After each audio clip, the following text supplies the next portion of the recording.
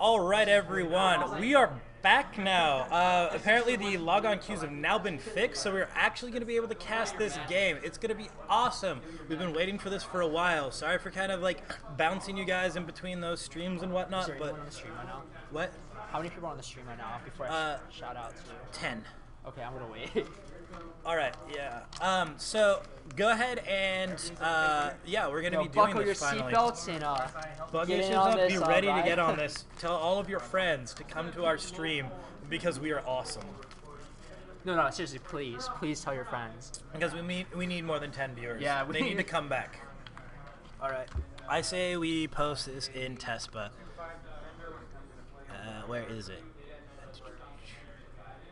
Yeah, there we go.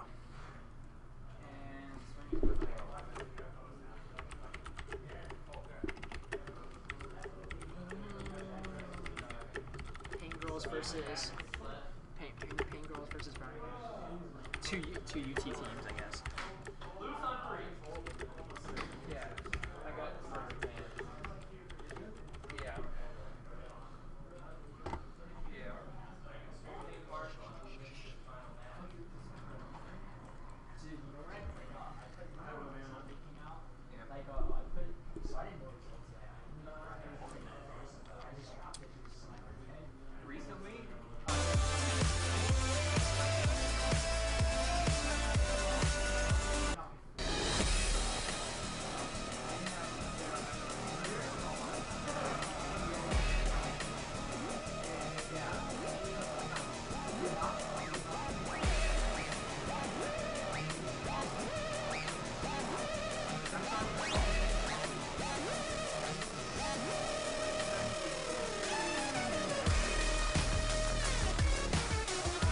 Oh, we're up to 25 viewers. Awesome. Glad to see all of you guys back. 25. All right. So as soon as everyone is in here, which should be quite a short amount of time, we'll be ready to go.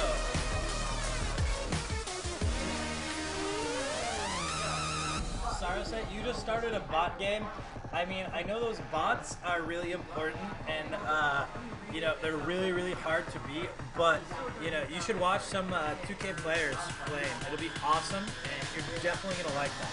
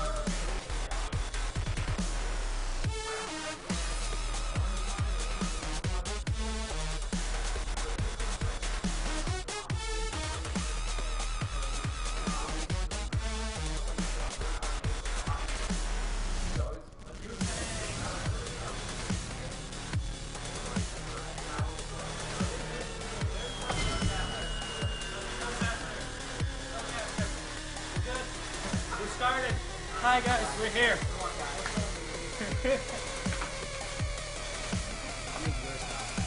We got 28 viewers.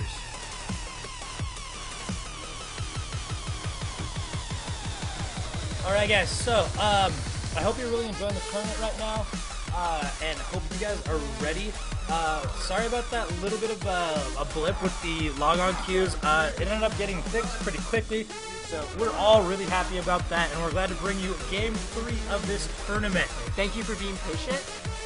And before we start, during this downtime, I'd like to give a special shout out to Mothership Books and Games for hosting this fabulous tournament.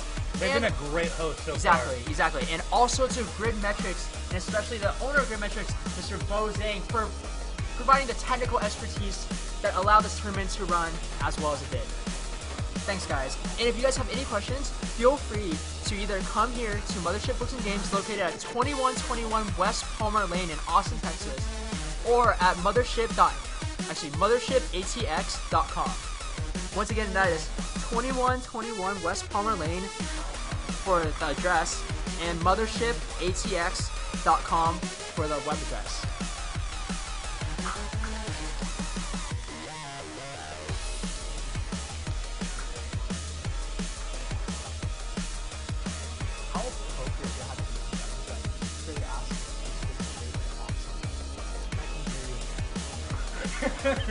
More proper. That's how I would talk. Pretend they're kids watching. Get in the bag.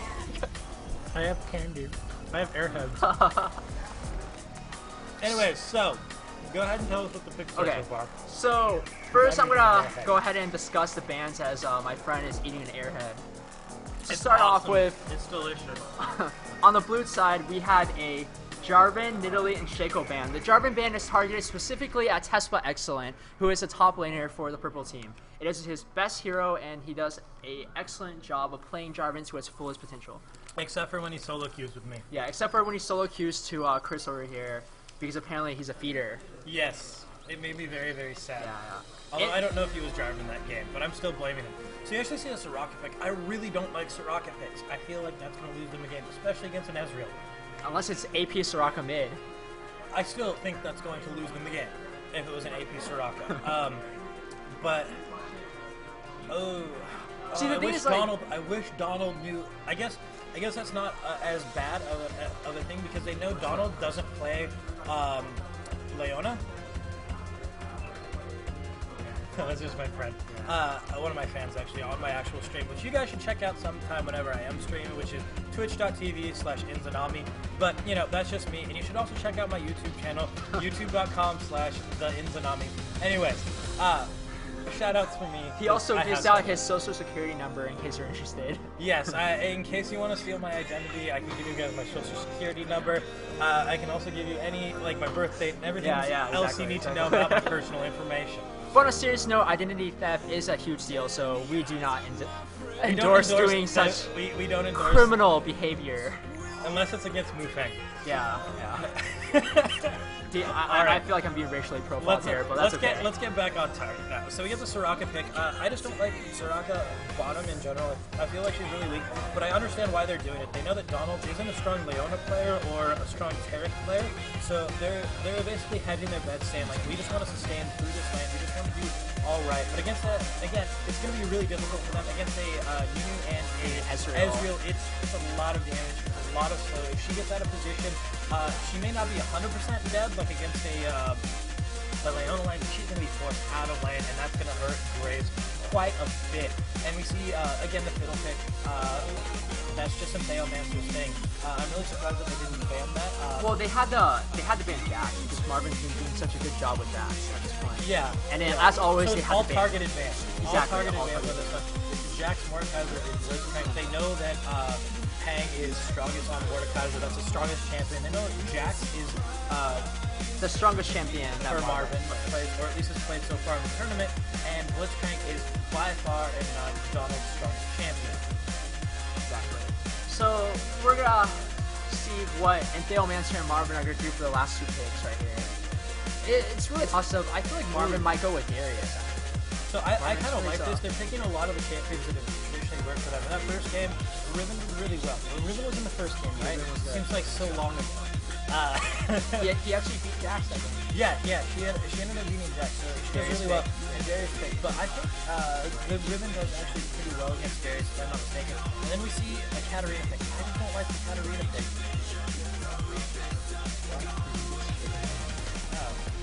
I guess you can correct me. I don't play top lane. So apparently Darius like craps on Riven. So I was wrong there. So having that counter pick might actually be really good there for them. And then we see Endalemancer picking up Katarina, which will be for Pangboy to play mid. Yes, unless Pangboy is going to play fiddle in the middle, and Katarina's going to be in the jungle, which Katarina actually does well in the jungle. Most people don't realize that, but she has a very solid clear time and very high damage ganks if you have CC in the lanes of your gank. Exactly. But we're not going to see that. That's not what's going to happen. So we have a Galio pick. Galio, a Mumu, and not very much AoE over that. I mean, the Galio pick would be a direct counter to the Katarina pick, because Galio can survive Katarina's initial burst. Oh yeah, he does really well against that. And at the same Katarina's not going to be able to do anything. He has great harass against Katarina, and his ulti, it brings Katarina right in on top of him. So if she gets out of position, she's going to go right in there and get way out of position, and she's either going to have to jump away or jump really deep into the team and possibly get killed. So what's gonna end up happening, like in the team fight with this game, Soraka needs to stay for silence at all times, and she's gonna have to stick right around Graves. What's gonna happen is Pangboy on Katarina, she's gonna try and jump on top of that Graves every single time.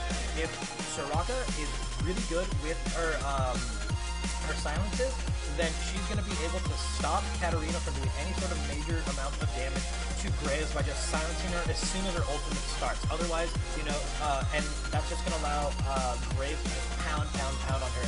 And really, this is going to come down to, I actually do like that Soraka pick now, because that's such a low cooldown on that silence. And the Q. And the Q for 2 AoE. Yeah, 2 AoE. They have a lot of magic shred going on here between Amumu's passive and the magic shred from Soraka. They're going to be doing pretty good with those dual APs. But I'm just worried about they have 2 really strong AoE people, and then you have Riven who's not that strong in AoE, and then Graves who's decent with AoE. He's more just like burst to like people right in front of you, so that's not quite as strong there. I think the biggest problem right now for our blue team is the fact that purple team does have those 2 AoE ultimates. So if they want to actually have a decisive victory in a team fight, they have to wait for the cooldowns. Yeah. But then you got Endalemancer who's on those cooldowns. If he comes in at the right time, he might be okay. It's gonna lot and then we coming down to that fiddle and how well that fiddle does. Hopefully they don't get invaded and stolen. I don't see them really having a very strong invade, or if they do, that bandage toss from Mummy is gonna give them pretty hard. So yeah, and let's see, bottom lane, around level 5. I would expect them to start getting aggressive. That's when the bottom lane here should really start getting aggressive on that Soraka.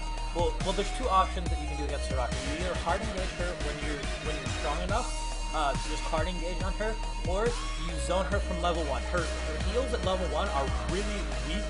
They can't catch up with a lot of the harass that you're going to be putting on. So if you can get the poke, the slow with Mew and Ezreal onto that Soraka or onto that Graves, she's going to use almost all of her mana early on there and be pretty good from it. But yeah, I'm really excited for this game. It's going to be really interesting. I don't know how these team fights are going to go, but I would have to give, if there are team fights, it's going to go advantage to the purple team just because of how much AoE they have and how much lockdown, especially against Katarina. They have 4 people on their team who can cancel Katarina's ultimate. That's going to be devastating for her, especially, again, it's that Riven against Katarina. She has 3 stuns, and it's so easy to stop that, those Katarina ultis. Exactly. So, more stuns, actually. Also, I actually applaud purple team with how balanced their team is, because they do have 2 heroes that do magic damage. They also have 2 heroes that do physical damage. Right. So it's really hard to itemize against such a build. Yeah, but then again, the two AP damagers are much lower damage in terms of their overall damage output than the Graves, huge amounts of physical damage. Riven, huge amounts of physical damage also. Whereas Galio is more about CC and locking people down and doing that magic damage and that poke.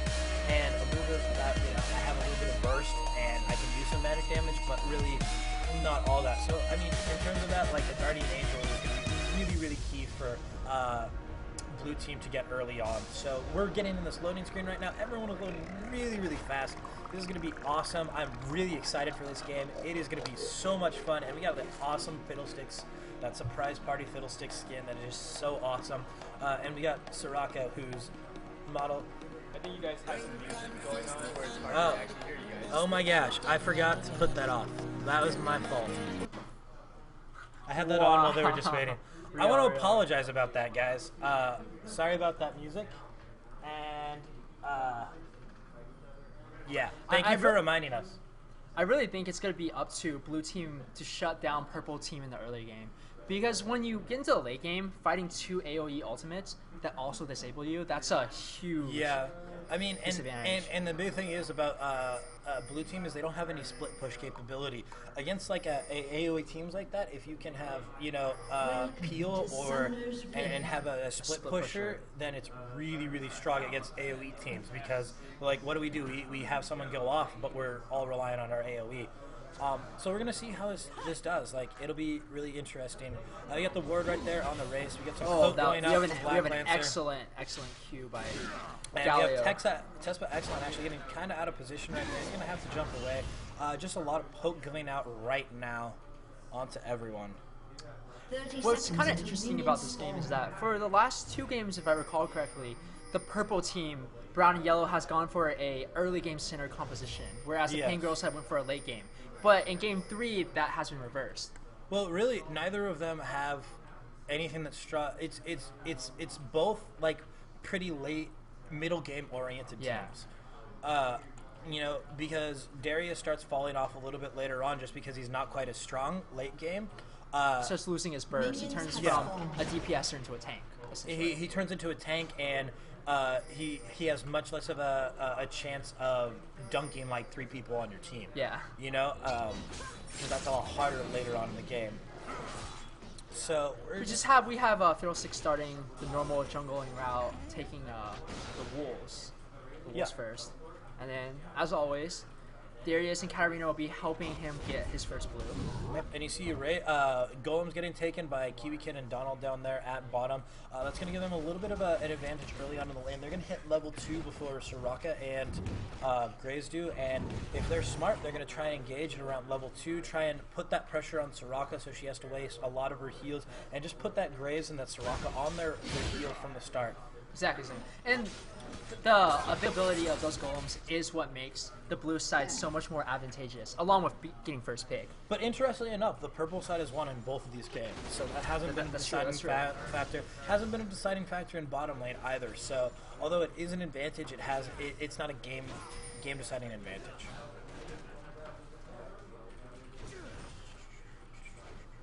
I do that too. Yeah. And sorry about the music, guys. I was having it on kind of while waiting, and I forgot about it. And then we see from the onset that Riven is actually struggling with Darius, as you can tell by the CS 10-5 at this point, and Darius is pushed all the way up to Riven's tower. But fortunately, Riven is one of the best under the tower blast hitters, and this helps partially mitigate his weak levels 1 through 3. Yeah, definitely about that. And so you see bottom lane, there's really not too much harass going on. Unfortunately, Kiwi Kid and Donald weren't as aggressive on Soraka as I feel that they should have been, but that's also because I'm a very aggressive support player. You see a nut going out there, you see some buckshot going out on the one who poops, and she's losing a little bit of mana, but she's really not having to struggle that much. It's unfortunate because Nunu and Ezreal aren't really that good at poking them down that early on, so it does make it more difficult. You kind of have to do that hard engage, which is risky, so I think, you know, it's game 3, it's not always the best to take a risk like that. Yeah. And also you can see at mid, previously you could see at mid that Galio is having some mana problems because until he gets either a blue buff or a chalice, he's constantly going to be at a disadvantage against a hero like Katarina. And you see a gank in mid right now from mana. Fiddlesticks, forcing the flash on Black Lancer, so he has to flash away. He's going to go ahead and back off and go by and maybe get a ward ward or two so that doesn't happen again.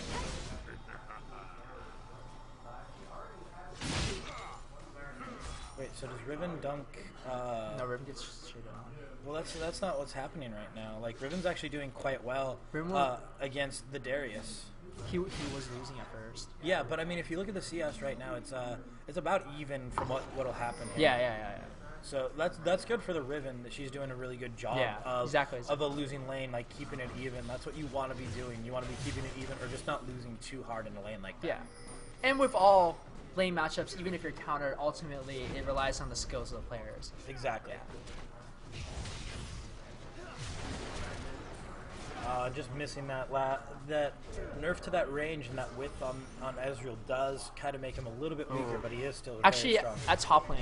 At top lane, we're about to have a gank by a Mumu on Darius. Yep. This could be potentially devastating as a Mumu does have red buff, which will slow. And he gets the advantage toss. And they're going on him. Darius is ghosting away, forcing a ghost on Darius right there. That's pretty good, but Riven's going to end up missing a couple CS. And first blood goes to Kiwi Kid on bottom. And Theomancer came up and feared the support player, the Soraka. Player. I think he ended up coming up from this bottom bush, and with the slow that he had enough time to come up there, fear him, and Kiwi Kid ended up getting that kill. So really good job by them getting that first blood, and it's going to force one who poops to last hit on the tower, so that'll be interesting. At the same time, it shows how fragile Soraka is and why she's maybe not the best pick in all circumstances just because of her fragility. Yeah, she is. Like, with that nerf to her armor time on it from when it went down from 5 to 3, like, it made her from, in my opinion, one of the weaker supports to absolutely the weakest support out there. As someone who has probably about 600 games or so playing support, if not more, that's my personal opinion. But I've also never liked it. We actually have Painboy potentially getting the kill on Black Lance. And getting that last tick, and that last tick very goes nice off. job Really good job by Painboy right there. Tesla Excellence getting kind of crapped on there, and Theomancer coming in. He's going to get this fear off on in a second. Tesla Excellent, and he's going to go down. Good job by Marvin. Good job there. by Marvin the Dane. Unfortunately, Fiddle didn't get any assist goal, but he did get that experience right there, so that'll help him out a little bit. And they're going to go ahead and looks like they're going to push a little bit on top, and Amumu's going to try and cover for that. So really good things right there. In terms of the lanes, Katarina's doing a really good job of pushing the lane right now. Well, Galio is gone. She's very good at that. She doesn't have any mana problems, so she can just consistently push lanes and, deny Galio that experience after getting that kill. Wow. Look at the items on the purple team side. Wow. Just look at that. Wow. Everyone has Every one. single person in bot. Everyone has one. Pots. And Theomancer has been roaming around, and they're like, we are not getting ganked again by Entheo. Exactly. We're not going to have Fiddle, pre-6 getting ganks on us. And although he is 6 now, he just hit 6 a little bit ago. He has that blue buff, and so he is going to be a huge, huge problem later on. I think actually because Entheo did get that early assist goal from all the successful ganks. Yeah. If he gets an early oracles, that would benefit them greatly at this point. Yeah, that'll definitely help them, especially with how many wards the other team has. You see a little engagement going on right now.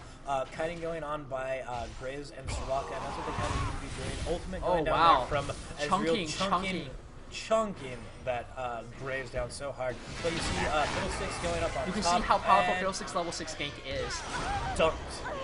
Dunked. And bottom, we have an Amumu trying to, counter gank right there, but they're both too low. They're not going to be doing anything. Donald is going well beyond the tower right now. In order to zone them from the tower. In zoning them from the experience there. Unfortunately, right as soon as the Amumu went away, Donald went up. That could have been actually really, really devastating for Donald. But I think Amumu was kind of confused if Donald was going to commit it or not. Yeah. He didn't want to waste more time waiting that out. But he ended up wasting the time, so that's unfortunate. He should have had a little bit more patience, and he may have gotten the kill for that. As you can see from right now, we have Ezreal 65 CS versus 54 CS from Graves, and 1 kill. So bottom lane is definitely winning. Another kill to the Soraka. Once again, the fragility of Soraka is going to be their downfall in this bot lane. And this is what I was telling you, right around level 5, level 4, right when they get that advantage, that strength, they were getting those kills. But the first one, of course, was from the Fiddlesticks tanks, which allowed them to get it. But now that they've hit level 5, level 6, and have that advantage over Soraka, Soraka is just too fragile. She doesn't have the utility with what the current meta is. She just doesn't fit into it in any way, shape, or form. And it's unfortunate. If I'm not mistaken, the current meta consists of tanky, DPS, aggressive type support. Right. Well, really, what it is, it's about engaging and getting out. So if you're not tanky or you don't have an escape, you're going to most likely fail and most likely die unless you get that aggressive pokiness going on from like a Sona. Yeah. So you see an engagement going up on top. Amumu's right here. Marvin the Dang is going right into him, running around. I'm really not sure what he's trying to do, but he's going to get picked up right here. Really good job by both Riven and Amumu, making sure not to waste any of their cooldowns and just make sure that they killed Marvin. Yeah. If he had gone straight, he may have actually gone out there, or at least forced Amumu to use. Oh wait, no, he did not have his ulti, so I don't know why he did. And that was excellent timing because when you're facing a Darius, he waited till Darius missed his cooldowns and then engaged. And that's actually how you beat Darius because his DPS consists entirely of his skills in the early game. So you have to, in order to trade successfully with Darius, you have to wait until after he uses his skills, then engage on him. Yeah, and that's definitely what you got to do a lot of the time with people who have kind of longer cooldowns. If you just wait for that gank, wait for them to use all of their skills, and then just go in right after them, they're like, crap, what do I do now? Exactly. We can see right now that and Theomancer with a nicely timed ultimate actually takes out Soraka 0 and 3. Again, I said I did not like that Soraka pick really because she's so fragile. And you see a kill going off on Theomancer. You see Ezreal picking up the buffed Graves, and Kiwi Kid's getting hit right now by the tower. We're going pretty low. Probably one of the worst bandage tosses that I've ever seen right there, going off in the exact opposite direction where Ezreal was. That is quite unfortunate for him. One of the problems we're seeing right now is that because Amumu is blue dependent, Galio cannot get blue. Right. And this so is causing him a lot of problems. Athene's Holy Grail. Exactly. And Galio is very blue dependent. Yes, Galio is very dependent on blue early on until he gets an Athene. Yeah. So this is mostly just a drafting Oh, you problem. see an engagement right now on DPS Brownie. That ultimate, very much so at the end. Really good job by Donald right there, waiting till the very last second to get the most damage that he could off of there. Unfortunately, Soraka came, got the heal on him, and they were very smart there not to dive and get that and get killed most likely. And for those of you who are not familiar with Nunu, his ultimate does more damage the longer you channel. Exactly. Well, you got the outage. Yeah, I forget about that. And you see an ultimate. Oh, just picking up excellent Soraka. ultimate Again, by Kiwi Kid. Soraka, and this is the one thing with Soraka is she's so incredibly hard to play. She's one of the people think that she's the easiest support, the best support to start on. In my opinion, she's the worst support. She's the worst support to start on, and she is the hardest support to do well. You can do terribly with her very, very easily, but ultimately it's incredibly hard to do even just okay with her. I think the reason why Soraka is so well picked by, I guess, newer players is because she fits into the stereotypical definition of what a support is. Exactly. Healing, sitting in the bush, and harassing with Q, right? Well, not even sitting in bush. And this is my point, is Tarek is what fits that build now a lot better. He has a stun to counter initiate or to initiate. He has a great heal. He has great defensive mechanism and great offensive. He's a very, very well-rounded champion, unlike Soraka, who is entirely very binary. One-dimensional. One-dimensional, not even binary. And then Tarek has the added benefit of, I think it's a couple months ago, like 3, 4, 5 months ago, maybe getting a buff when Riot buffed all the off tanks because they felt like they weren't tanky enough. So they increased their natural. All right, so you see an engagement going on the one who poops right now, but Amumu comes in, gets some bandage shots on Donald.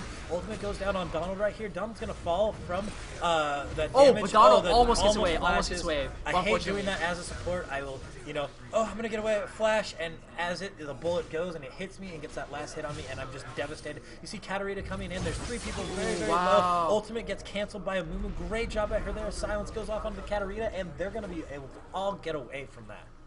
That was an excellent play by the purple team right there, being able to escape after securing a kill. Yeah, that was very good. They didn't overextend. They didn't try to go for the Ezreal. They're just like, okay, we need to reset. We need to back off right here so we don't get picked off. And That was a really good job by them. But I also like to give mad props to the Ezreal for having such a good kiting ability out there. He survived for a long time and was able to damage him back. Most newer players in the attack damage carry role typically don't understand that they need to kite. They need to always be attacking as they're running away. Right. That's what I saw in a couple games earlier today when I was casting. I had a Kaylin who would just literally run in through their Yeah, I remember that. tanks. I remember that. They're 2 tanks. I was watching that, and I'm just like, I want to murder you. I want to murder you because you're not attacking. Just attack, move. At the very least, Yeah. if you're going to be going up there, but don't just run up and not attack. And she had like a chance to get like 10 attacks on you. We have Theomancer going with an excellent and that's gonna be ulti. Great job baiting up that engagement. It's going to be a 2-for-0 exchange right here. Yes. That was a great job baiting out one of and the Soraka to initiate on them. And Kiwi Kid was low right there. I really like this. I mean, the only downside to that gank was that they were unable to give the kill to Kiwi Kid, which is typically what you should be doing because... That's not too bad. They should be... and this is one mistake for them that I see right now. They should have pushed that tower. That's true. They had 3 very people. true. They just That's got very 2 people killed. That is the perfect time to push down a tower. And this is what a lot of people are still on, is they're afraid to push towers now. But I mean, as you saw, like with Koreans, if you ever saw that when they came over and just absolutely dominated TSM, they almost undoubtedly one of the 2 best teams in the world before they came there, and it was the 3rd best team in Korea comes and just absolutely 5-0s them in 2 series using generic Korean server strats like the push strat. Yeah. and just the pushing that's going there, and it just absolutely dunked them. People need to understand that they can actually go in and kill towers early on, like what just Pangboy did, but even earlier than that. I mean, just to explain to everyone who's not familiar why pushing towers is so important is because we actually see an initiate. Oh gosh, a lot of stuff were just going on right there, but all of the ganks were just kind of unsuccessful right there. Although the Kiwi Kid is being chased. He gets his ulti off onto both of them, and that's going to scare them both away for a little bit of time until Soraka is able to heal them both up. And then just to get back onto the explanation of why pushing towers is so important is because when you lose your mid and we see bot another tower, gank going up top. Theomancer is going to go ahead and fear Tespa Excellent. Tespa Excellent is going to run away, and Marvin Dang is going to be saved right there from doing anything. Sorry about that, guys, for interrupting Mufang, but I'd like to talk about the game too if we can. Go ahead, though. So all I was saying is that when you lose bottom, ultimate going on. What a troll, man! What a troll! They're just messing with us right now, and they're doing a great job at it. What a troll! All right, so we got that kill on there. It looks like nothing's going to happen. Now, Mufang, you have the... maybe not. Maybe not. I spoke too soon. I think you spoke too soon. I spoke too soon, and the bandage toss just missed. And you see and with Donald with a very nice ultimate here, but ulti from Nunu. I do not think it will I don't think it's going to be a kill on either side. Kiwi Kid needs to be careful. Kiwi Kid actually might get pulled, might get killed here. It has to flash away. You got Katarina's Good here. job right there. She's going to get this double kill right here. Almost. Oh, she doesn't ulti in time though. No, one more shot. Okay, and she gets that kill right there. So that's good for her. You got Galio getting pulled and dunked right there by Marvin the Dang. Excellent exchange by the blue team in this exchange. All right, purple team has no champions now. That means blue team can successfully push down the bot tower. Exactly. And then now is the perfect time to explain why pushing towers is so important. Because the game is about global objectives. When you lose bottom and middle tower, you lose control of dragon. Yes, and that's a very important point because you push it up to their second tower and they can't. They no longer have vision. They no longer have vision. They don't have that easy, safe way to get vision there. It also gives you a crap ton of map control early on. Exactly, and global gold. And it gives you that global gold. So there's 3 things right there. It allows you to push towers and push lanes and gank a lot more effectively. It gives you that map control, and it gives you that global gold. He won already. Wow. So yeah, this game is just going really, really well. This was the Pan girls that I was expecting to see from the first game here, just absolutely going in, doing everything that was correct, and just winning this game pretty quick. But I mean, true to Pan girl tradition, we typically lose the first game and then come back in games 2 and 3. So true. That's what happened. That's what happened in the tournament. We lost the first game in the tournament. Came up through the losers bracket to win everything. Exactly. So that was fun. It was very fun indeed, Chris. And so yeah, we just see them taking Dragon right now. I would